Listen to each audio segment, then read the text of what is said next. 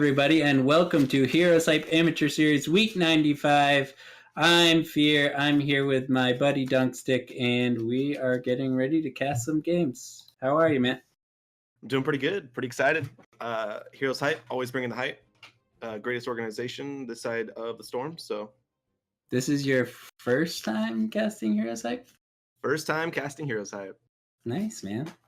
Well, we like to have you here along with us. I'm super excited for some matchups tonight. I think we already know the bracket and know where we're going to be heading. That we got Evel, Medivhel, and Team first.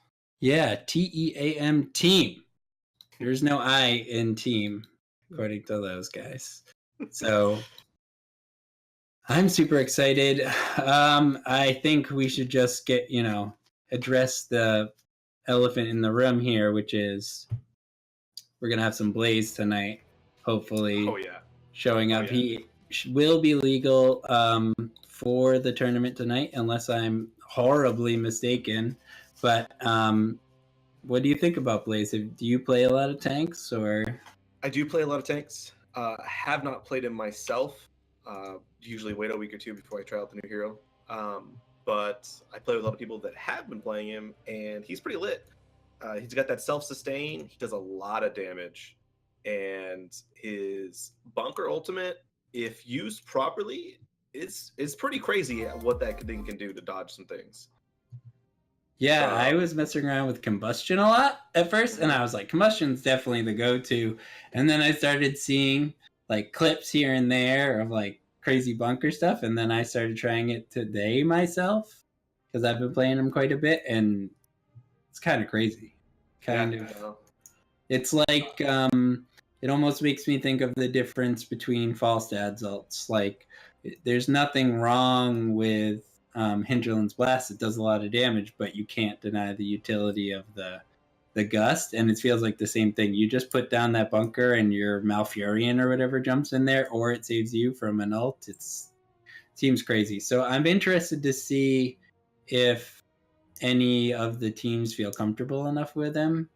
I feel like there's a lot of strong tank picks right now, so I'll be interested to see if he actually makes it up the ladder. Yeah, I think he's definitely going to come out in a two-tank composition. I don't think we see him in a solo situation pretty much ever. I agree. His engage is also his escape, so it's kind of like you use it, and if you miss, or you get stunned out of it, because there is a 5-second charge time for it. Like, you can be pretty easily interrupted out of it.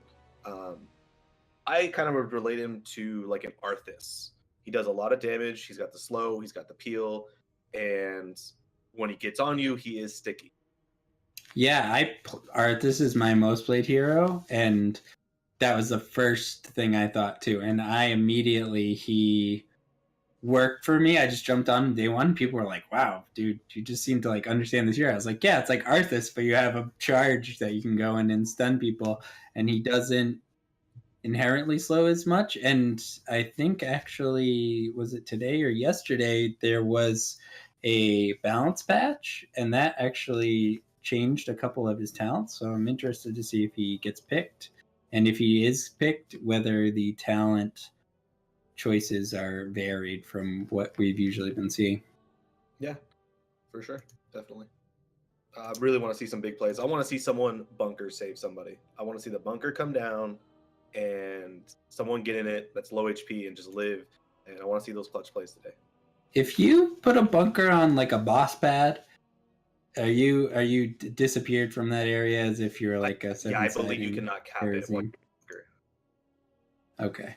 Could be wrong, crazy, but I'm pretty confident that's how that works. But you could always do the old, it's like the siege tank drop from StarCraft 2. Just jump in, jump out, jump in, jump out. Yeah. Yeah, the old one. Yeah, definitely. It does have a pretty low health pool, but the armor that you get coming in and out is very useful for 20 or 25. It's 25. 25. I mean, that's crazy. That's on any character other than a tank, 25 armor is actually crazy. We had a game where a Falstad blew us, and I had a Blaze on my team, blew us into a corner. he dropped a bunker. We all got in it, and we lived through a mosh. It was pretty sick. That is the utility I'm talking about. Dodge a mosh, dodge something apocalypse. Like, oh man, there's a place to be made. But yeah, there's place to be made, and I think there's a lot of room for double tank. I don't think it's going to be every game. You're going to see a lot of brawler / bruisers in the offlane. Dahaka's, Sonya, who took a little hit today, Leoric, Malthael, your standard crew. But I think there's probably some room in there. I want to see it. And with the Tyrael reworks and the Malf rework, it really feels like we've gotten so much freshness. I didn't think about it. I wonder if Sanctification would make the bunker invulnerable. I think everything in people in there and you just burn. All right. Burn everything. We're going to have to stay up really late tonight after the tournament and experiment with some of this stuff. Get back to you guys and let you know. We're going to try all the different bunker plays. But, yeah, I mean, it feel super fresh. So with all, with Tyrael and everything, if a lot of people have been complaining about sort of stale meta because you're still seeing that ETC Greymane, those really safe picks, but I've been reading on that lately, and I don't think that's going to really change because those are just your safe picks, right? You're not going to pick Lunara first because you're going to get countered, but exactly. Yeah, we're going to see a ton of the Shimada brothers. Greymane's going to come out, do his normal thing, go for the throat. I think those are going to be the 3 top picks we see. I think it's really going to be on the team that is able to bring out something a little surprising that's going to make a big difference.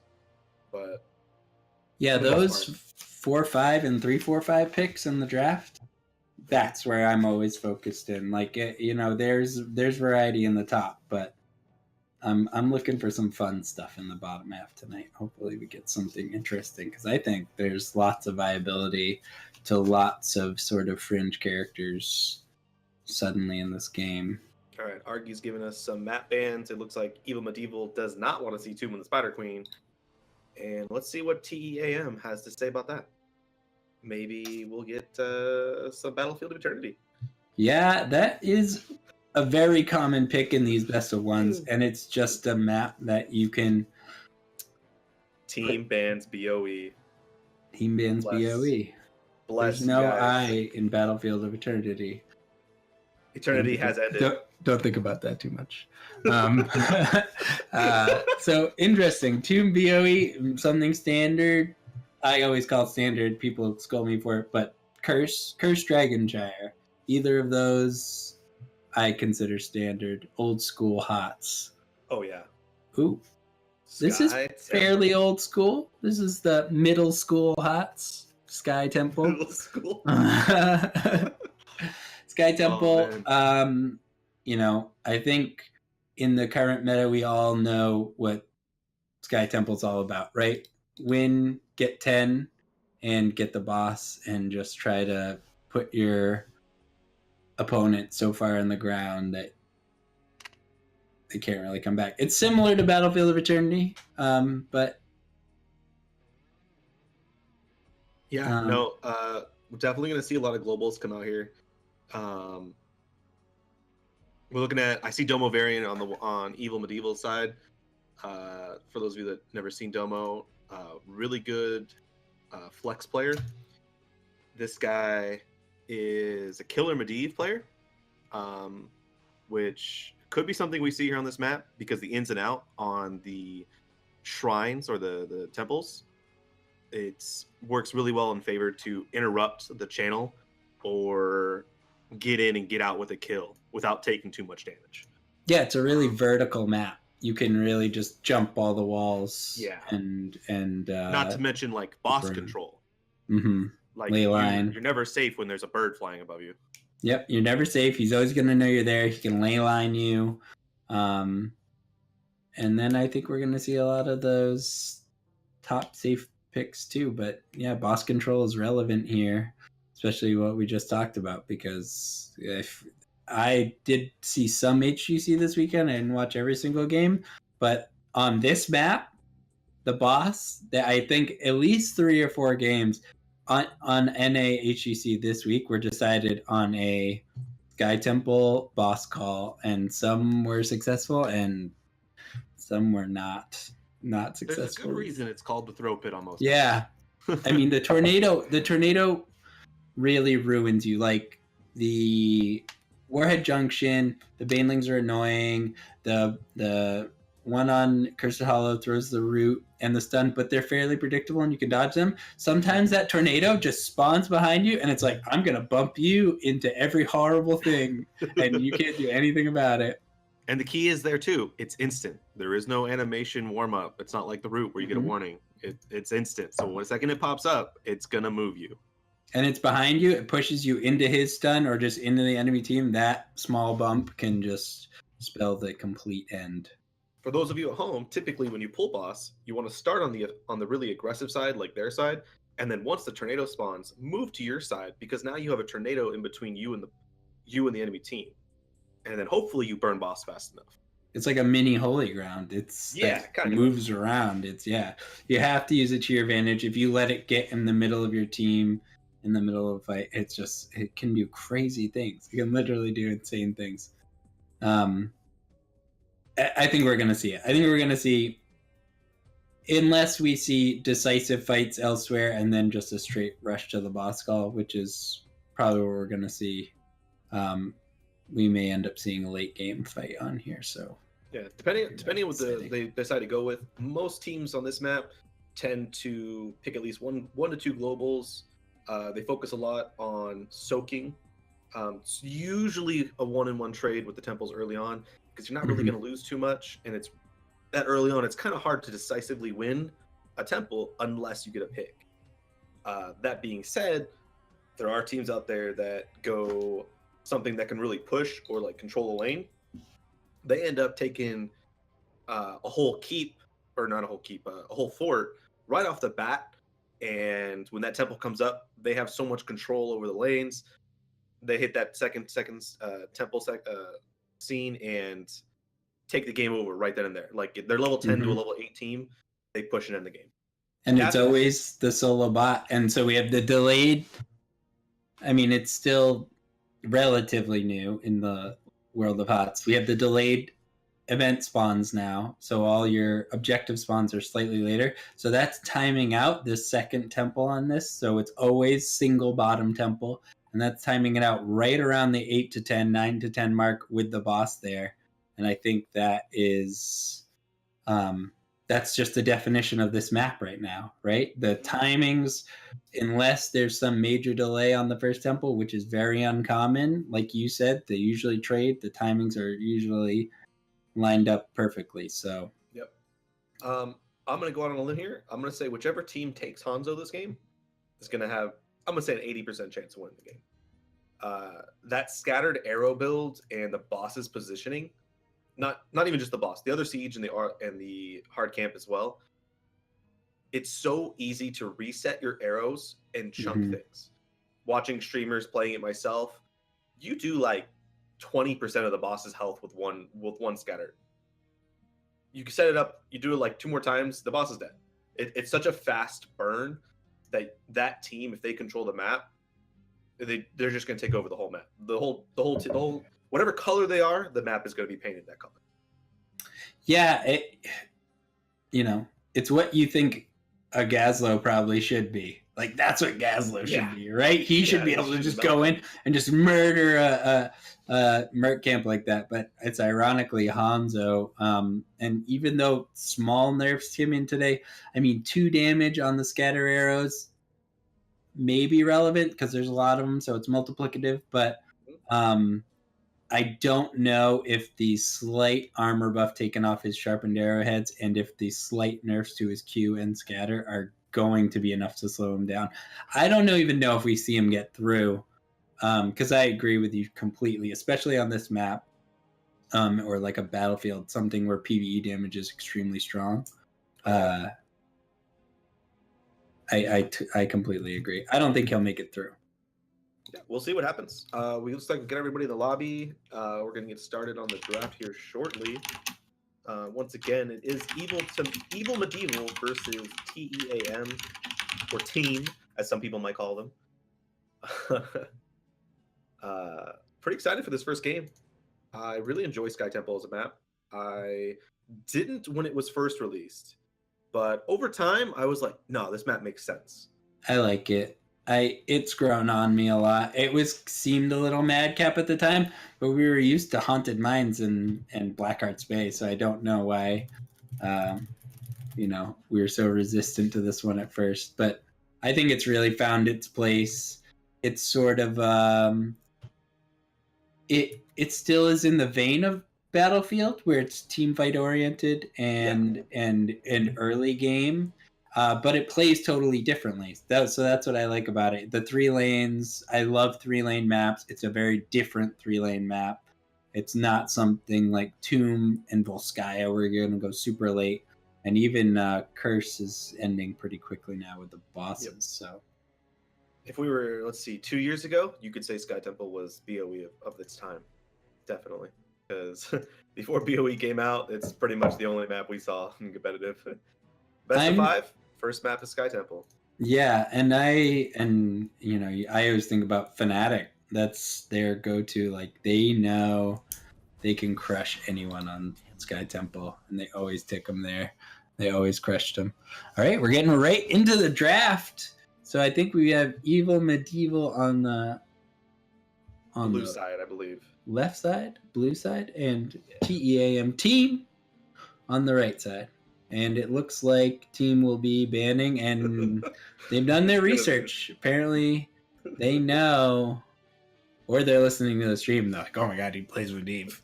Time to ban him. But I think he's an insanely good pick here. Boss control, mobility.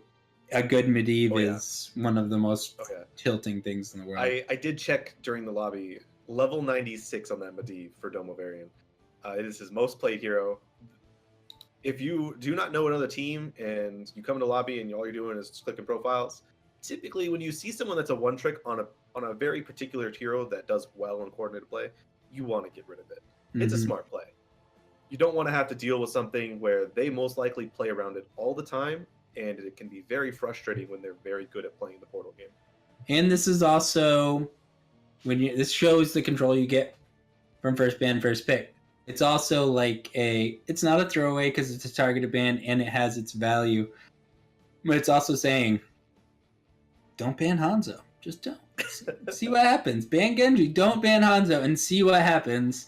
And I'm guessing they're going to go straight in on it.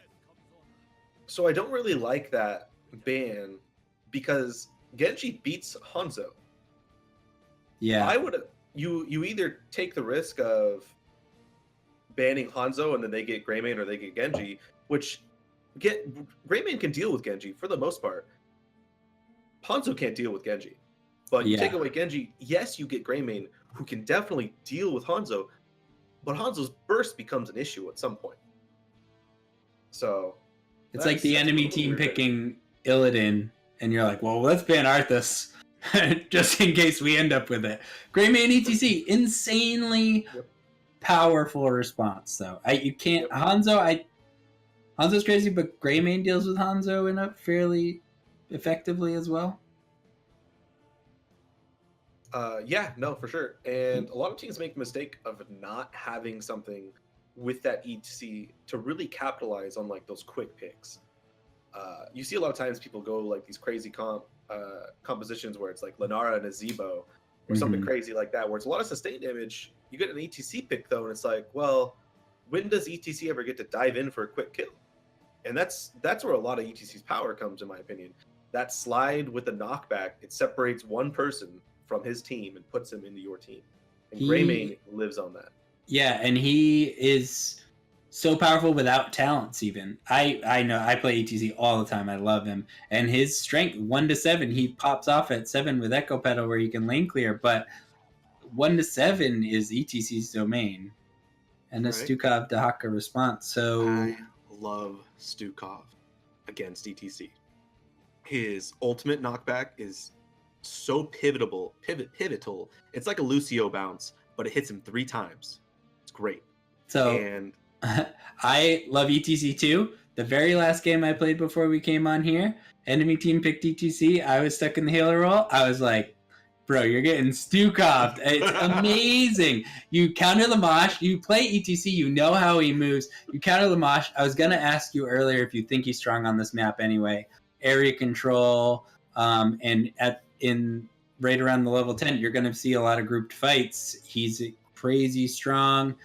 Against Greymane, he struggles a bit because Greymane can dive in, but I think it's good too. I really think it's... What do you think for here on a ban? I don't see a hover. We're going to see a Murden or something like that. Arthas, they need to ban a heavy tank. Or, yeah, see, there's the Murden. They picked Tahaka. You know they need another tank. Murden's a very safe tank. And if Hanzo goes the stun ultimate, which I'm predicting right now, Murden follow-up is just so amazing. Are we going to see an Arthas pick here for Evel Medivhel? Because ETC Arthas, that was the combo of the weekend on HGC, for sure. Yes, it was. Yes, it was. And it provides a lot of lockdown and slow for Hanzo, who really struggles to get away. We may see something a little stronger going into the solo lane. I could even see like a Sonya. Mm-hmm. Very good against Tahaka. Yorick as well. A lot of control for that bottom wave. Also follows really well with like the ETC Greymane. And can control a shrine very well. I don't think we see a healer. Them picking Stukov tells me they're going like a solo healer kind of build. Mm-hmm. I think Evel Medivhel would do better to pick their assassin right now. And who that's going to be, they could go double burst, go Li Ming. Hanzo's pretty squishy. Stukov's pretty squishy. Let's see what they do. Jaina? I'm so glad that Samuro is a huge loop. I just want to drop one sentence on Jaina. A lot of Jaina this weekend. I love Jaina. I think she's a viable mage. I think what you were saying was actually a little bit more of a good pick, but if they have the Jaina play, they have it. But Samuro? Wild. We've been seeing a little bit of Samuro in like HGC. A lot of teams have been playing around with it. Him kind of like doing this like weird split push jungler position because he can control his clones the way he can now. I like it. I think it can definitely do very well in that solo lane because let's be honest, it's going to be down there with Tahaka to start at the very least. Mm-hmm. They don't really have anything to counter it at the moment, and it's going to elevate their macro control. Oh baby, 420 blaze it right off the bat. There he is. And the thing about Samuro too here is the way the first three picks are set up for team, they didn't have a lot of pivot room there. They had to pick another damage and a main tank, right? Or someone that could fill that main tank role. So they didn't have too much to pivot against the Samuro. So it feels strong there, and I love both of these drafts. I find myself in that situation too much, I think. I like and dislike the Malthael pick. Malthael is traditionally a solo laner. Problem is, Tahaka is only a solo laner. You don't really want Tahaka trying to move with the team because he doesn't have a mount, and it just doesn't work very well. But Malthael's early game really sucks. And they're playing against the Greymane, ETC, Jaina. No one on the right side of the there's no one to capitalize. Right, there's no one to capitalize on the HP percentage base. That's just his most baseline thing. But what are you going to do? Wave and jump onto a Jaina with a Greymane ETC right there super early on as Malthael? You're just going to get obliterated, without his level 10. Yeah, it's questionable. And also that's a 4 melee makeup as well. Yep. 4 melee, 1 Hanzo. You're looking at a Jaina who just said, hey guys, I am going to win this game for them. Yeah, we saw a lot of water elemental this weekend, but I don't think that will be the case here. I think this is big rings or go home. The Mr. Bigglesworth synergy. It's looking really good from Evel Medivhel. Yes, festive. They're carrying on the Christmas season. We didn't really talk about it, but Lucio, very common pick. I think it was like 63% in NA. I think like 80% overall across all regions for Lucio. ridiculously strong healer. A lot of people don't realize mobility is almost a better heal than healing. I was just going to say that. Like, he has almost no healing early, but the mobility is just as good. Yeah, because being able to move out of things, if you don't take damage, then you don't really need heals. Yeah. And we're looking at a lot of skill shot based heroes on the right side of the screen. I think it's going to be really great for really quick rushes. ETC getting a slide in with a Blizzard Greymane burst follow up. I just see the right side of the screen falling. We're in the game. We've got Evel Medivhel on the left side. Samuro being played by Domavarian. Bobby Frank bringing up the Tauren ETC. TXZ on Jaina. Zalori playing Greymane, and Aqualad on Lucio. And on the right side, we've got Team TEAM. And Sin is going to be playing Malthael, Grundoff on Hanzo, Mumu on the Blaze, Unicorn King playing that Stukov, and Toast Shark is going to be playing Dahaka. So I like the start, rushing top. You know there's almost always a solo player. Avoiding that middle rush of 3 people. Looks like they're going to do some early damage. Yeah, they're just going to move in, take this early tower. I don't think that any of teams showed on mid, but they just rolled the dice, got about half the tower's health worth the damage, and now we're just sort of seeing a standoff for, standard. Yeah, I'm really glad they backed off when they did. You don't need to take the tower. Getting that half health is worth it, honestly. Yep, and it looks like not much is happening. Jaina and Hanzo trading some shots in mid. But they're both going to walk away. Yep. I think we're going to look for early kill top. ETC is definitely looking. They keep bouncing in between the vision and down. With a wave in front of the towers, ETC with Greymane and Lucio can definitely pick a kill on either Stukov or Blaze.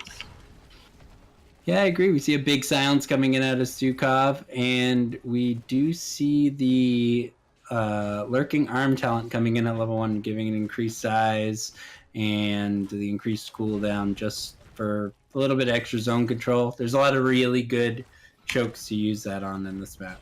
That's a very early hard camp. Maybe to deal with the fact that they don't really have wave clear to deal with the fact that this Greymane pushing in. Gonna give them some early lane control. Hopefully get a tower of their own. Domo soloing out the siege camp. Putting the pain on the Dahaka. Yeah, these teams just trying to poke. Greymane is very effective at clearing these mercs. Samuro, like you said, is going to put a little bit of pressure with the bottom siege camp, and I really like that. Headed into the first temple set. Just forces Dahaka to have to, play a little bit getting more. That slide on Malthael. Wow. That's going to be an easy kill. He knocks him back into the tower range right as the minion's dying. Greymane with Lucio, he's just not going anywhere. Was that just a positional error? I sort of missed it. I was in mid-thought, and I believe he blinked on the other side of ETC. That's exactly where ETC wants to be. He wants to walk around behind you. And so it looks like Evel Medivhel is going to be trying to push hard on top, and only Stukov and Malthael are up here, so it's going to be a significant amount of HP going off of the fort. Zalori able to do a lot of damage, but Unicorn King with a beautiful silence, just forcing the back, and just in time for Hanzo and Blaze to rotate up as well, but just stopping that fort from falling.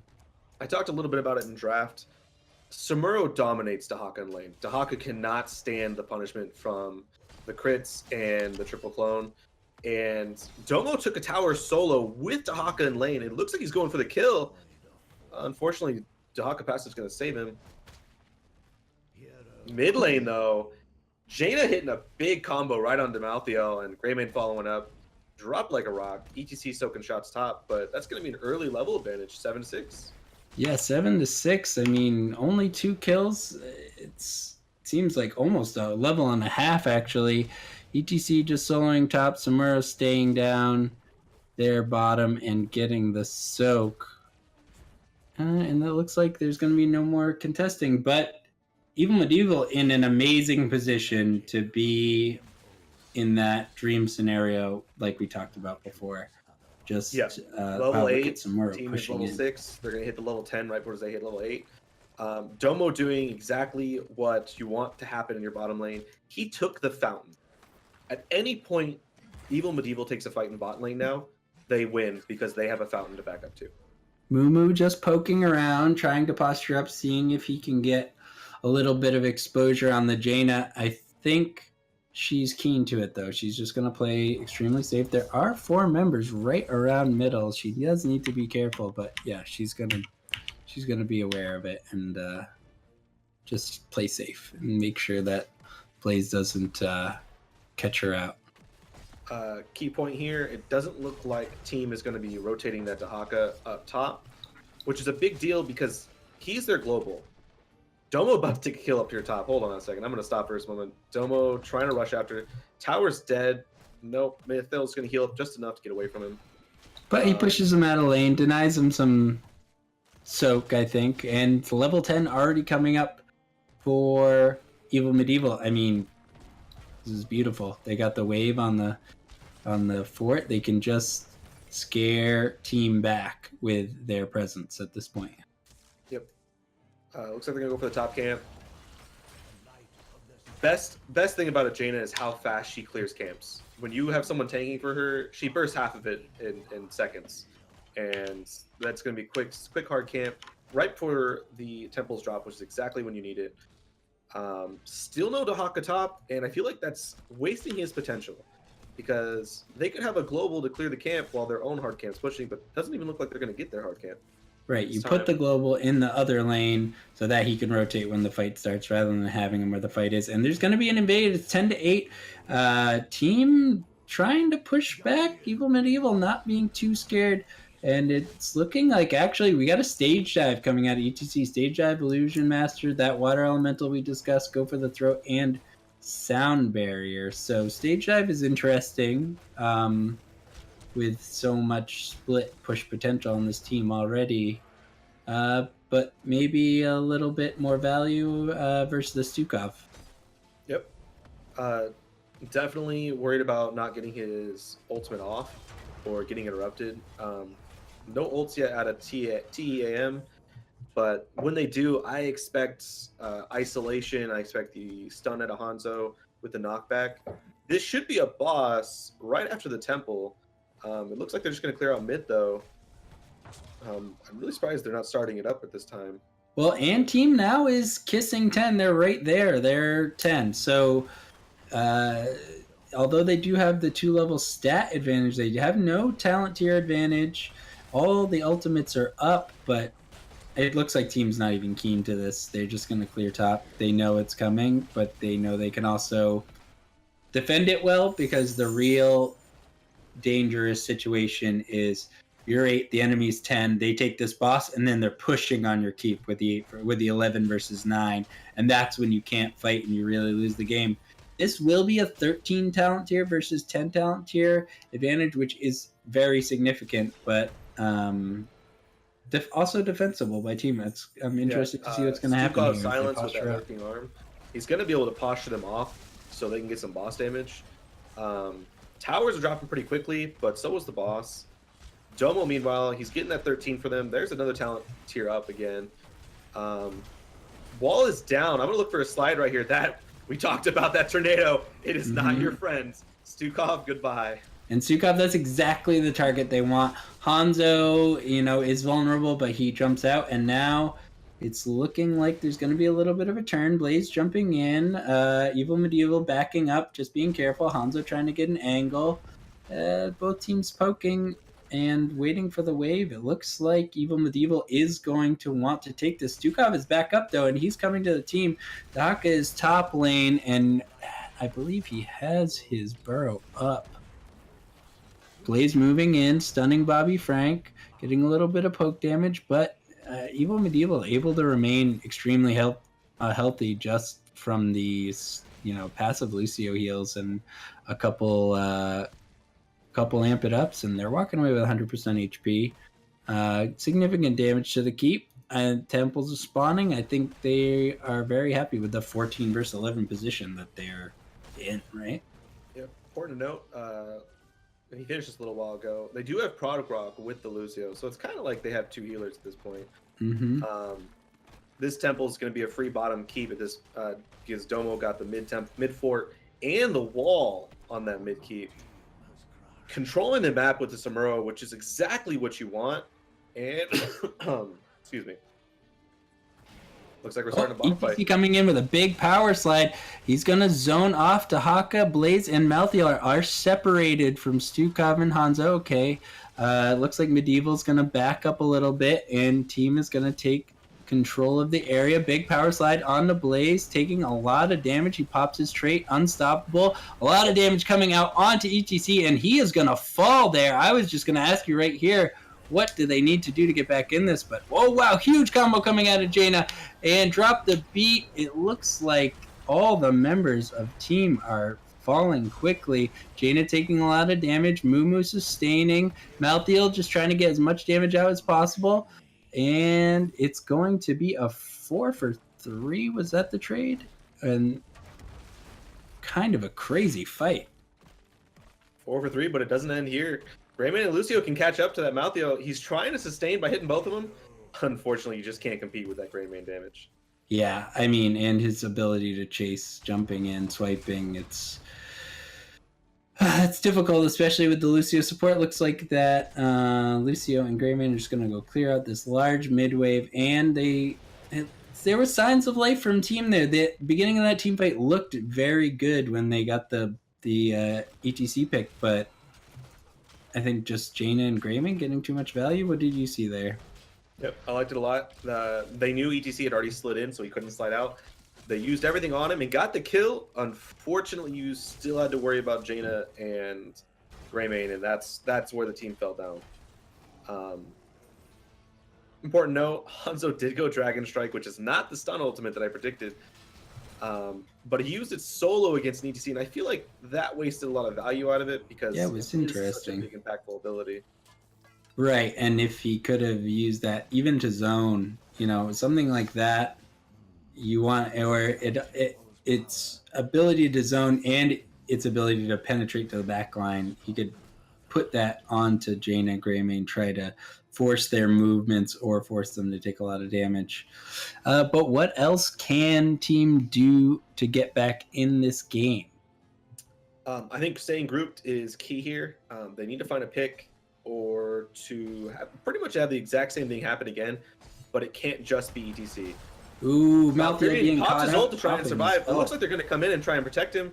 He's healing up. That's a sound barrier to limit the damage. Dragon Strike goes wide, unfortunately. So 2 ults for 1 traded there.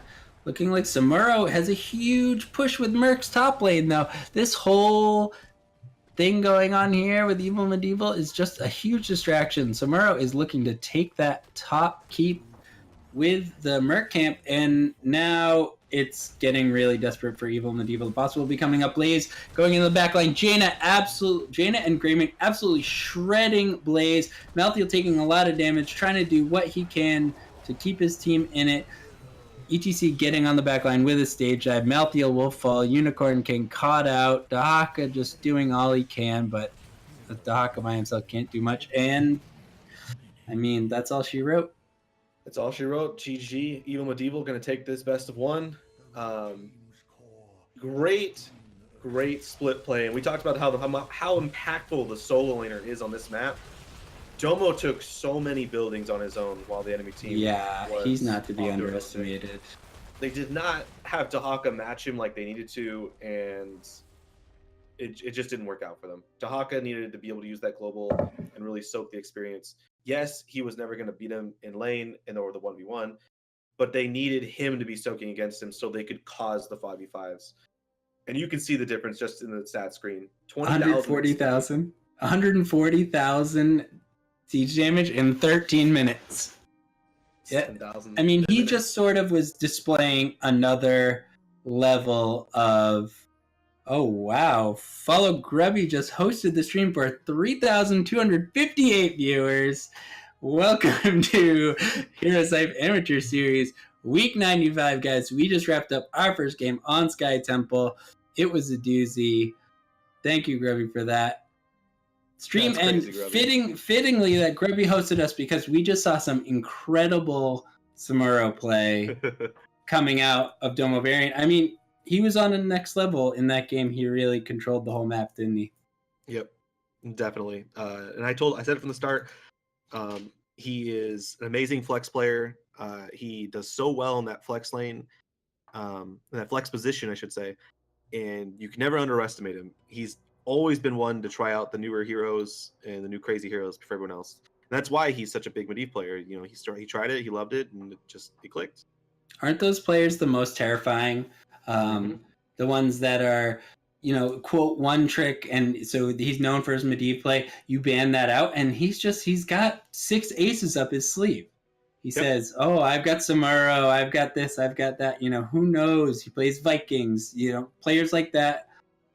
They define metas and matchups. Players like ADRD, Glaurung, people like that who are just so mechanically strong on some weird heroes. It's hard to play against them. You can't just ban Shimada and pick all your standard stuff. I mean, we said probably 80% towards Hanzo, but Hanzo got crushed. Yep. He just didn't. They needed to win the early game with the Hanzo because he needs to scale a little bit. And the composition that came out of them, like I said, they picked Medivhel. He's a scaling hero too. He doesn't win the game right off the bat. Blaze, scaling hero. Mm-hmm. Yeah, he has a little bit of damage early on, but the CC is kind of lacking when you run a Dahaka with it as well. He should be the off tank.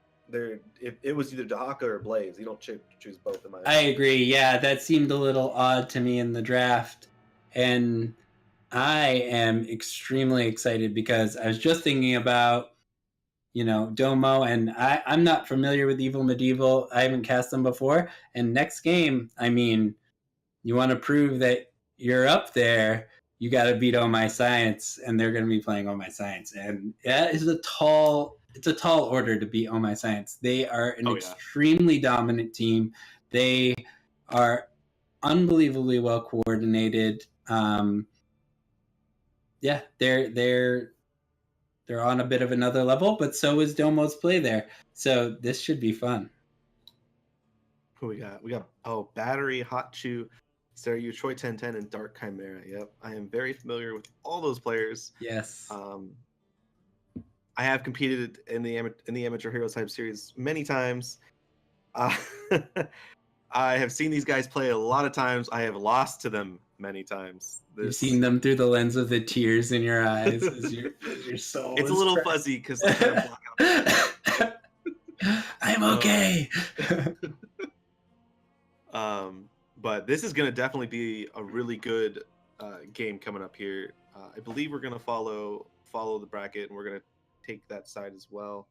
Yeah, that's usually the case. And On My Science, what's so good about them is they usually play, from what I see, a pretty aggressive team fight style, but they are not exclusively limited to that. They have lots of flexibility. They play globals. They can play macro. If you're going to play the super dive, they can shift their draft and focus on something defensive and really punish your picks. You can't really take picks away from them. They're really adaptable, and they look like a polished team. They're approaching that professional level, and I think they're going to be right on the edge. Well, it's important to remember some of the players on Oh My Science do have professional experience. Yes, yeah. I believe former members of Even in Death. I believe Battery. Before that, I'm drawing a blank on what team he played for before, but it's important to remember when you have teams like this that have been around for a long time, the amount of depth they have in their gameplay. They know all sorts of compositions. There are some compositions that still work from way back when that you just don't expect because they're not common anymore. You bring it out and it's like, wow, how did we forget about that? And it catches people blindsided. And I've seen a lot of that in these amateur games where these players that have been around for a long time, they whip them out. They just say, "Hey, this is us. Bring it on." Yeah, I'm super excited. And what do you want to see for a map? I'm thinking just Battlefield. I think It's they're gonna gonna be Cursed say. Hollow. You think gonna be Cursed Hollow? But now that I've said it, they're gonna be watching. Like, he can't be right. It's not Cursed Hollow. But I it's gonna think be Cursed Hollow. unbanned we're going to Battlefield, and I can't remember. I always forget, but I think I've seen lots of Infernal Shrines, Battlefield, and Cursed Hollow out of them, but I never can remember what they're prioritizing. And let's see, Evil Medivhel picked Sky Temple, and they did not ban Battlefield of Eternity. So it's possible even that's where Evil Medivhel is going to feel comfortable. I think Evil Medivhel lives on the big maps. I think that's why I'm predicting Cursed Hollow. BOE, not as big of a map as some people make it out to be. No. I think Evil Medivhel will thrive on like a Cursed Hollow pick because we're going to see other maps banned. I think they're going to stick with their Tomb of the Spider Queen ban. It all really depends on how Oh My Science feels about Battlefield of Eternity. If it's like their go-to pick, because they're the ones picking right now. But Cursed Hollow is such a standard pick map, and so many different strategies work on it that a team with as much flexibility as Oh My Science, it's a map that you can really win fairly. I wouldn't say fairly easily, but you should have a lot of control over people on that map. Yeah. Yeah, and they have there's a lot of predictability to the series of events. Mm-hmm. It's been around for so long. It's well known. The timings and rotations, they've been slightly adjusted by the most recent changes, but yeah. I think the standardization of the timers really made that map come out on its own. Yeah, I love it. I think it's great, and it just in the indicator of where the next curse is going to spawn allows you to really next level your control, because there was always that situation before where you said, okay, we're both 2 out of 3. You've done the calculations, you're not particularly sure that it's going to be on your side or on the top or bottom, and you want to go for your own boss. And that's a really risky play in the past, but now you see, oh, it's spawning right next to our boss. We can go for that play. Or you can see, oh, it's spawning across the map, so we cannot make that play. It adds a lot of predictability for the players, but not predictability, points to strategize around, and removal of some randomness. Getting some call-outs in chat. We're going to get draft up here, I believe, soon. Wondering, looking at chat, who we're waiting for. Are you in the game? No, I'm not. Okay. I was looking into Discord to see if we had the draft coming up. Yeah, we're probably just waiting on one of the teams here in lobby chat. So yeah, we're going to be getting into the game very soon. Server keeping us updated. They're in lobby chat. They're about to start map bans. Appreciate that. Shout out to Argy. Number one. I really want to break down how teams choose what they play, because I have a little more insight. I feel like because I played in the amateur scene for so long, I played with some big names and some people. When I was ever a part of a team, we always had maps we favored, and they all kind of were the same map. If we favored like the brawly, fast maps, you're gonna play Tomb, you're gonna play Braxis, you're gonna play Dragonshire. Then you have those teams that are so meticulous, and it's like they take you to like Cursed Hollow, they take you to the BOE, they take you to those big maps like Sky Temple, and I think both of these teams have a lot of big names and a lot of depth. So it's so up in the air. I'm saying Cursed Hollow still, but it's so up in the air. Well, it becomes like the double mind game, right? Yeah. Like, well, they think we're going to take them to curse, so we'll ban Battlefield, but we're gonna take them to Tomb of the Spider Queen. You know, something is crazy meta games, and then you just end up on Hanamura, and we're like, this map's still in the game. But I mean, I don't think we'll see anything too left field until we get into the finals tonight. Or maybe we'll see some Volskaya cheese. There was a bit of it this weekend. The Protector is so weak right now that you go for like level 20 cheeses. You're looking at Nazebo and Asmodan picks. You know, Asmodan full stacking orb cheese. I think it's kind of fantastic. If either of these teams has something wacky prepared, I think Volskaya is a good place to exercise that. That is a map that, despite it being out for a while now, I feel like I've only seen it like half a dozen times. But that would be a great map to take it to if you're really going to spin it when both teams are like of similar skill, similar passion and experience. I think breaking it up and breaking up the meta and taking us to a map like that, I think that'd be crazy because one of these teams probably has some sort of situational or cheesy strategy on it. And these are best of ones, so the more cheese, the merrier. Well, and it's like you center a lot of your picks around the map, right? The map is obviously a big focus of your picks, but you go onto a map that basically has one siege camp for each side, and then the objective is so negligible that then you're just in an empty 3-lane map as siege camp for each side and a couple items. The support camp is a big deal, but other than that, you're looking at straight pushes. You're gonna have to straight push through those buildings. There's no lasers, there's no cannons, there's no dragons. You know, it's you and Asmodan and the bleakness of killing minions. Oh man. It looks like they're starting map bans now. Argy and chat keeping us updated. I'm gonna give a shout out to Evel Medivhel. There is more than one player on that team. They have TXZ, they have Aqualad, and they have Zalori. And yes, Bobby Frank. Evel bans too. Bans Volskaya. They just hate us in chat. They don't like us over here. Battery in chat telling us double mind game. He's like, nah, we're not going to Volskaya. He banned it. Oh. Ruin my. They probably just don't care. They just irk me. Right to battle. Yeah. Straight to Battlefield.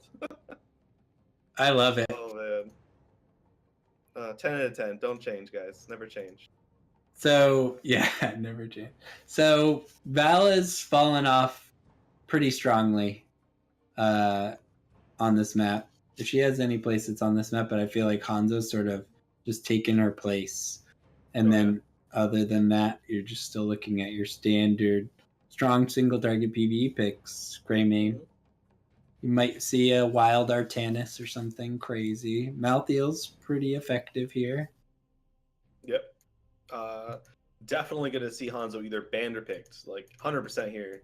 That mercenary damage is just so crazy and so easy, I might add, on this map. It's a non-moving target. It's a huge hitbox. Yeah, it does not move at all. I think this is the one map where we really see the assassin bans. I honestly do, because you don't want the enemy team to have that overwhelming advantage in one aspect of the play. Hanzo can do a lot of PvP damage on top of the PvE damage, so it's such a double-edged sword. You really don't want him in the game. It's just a matter of what do we give up.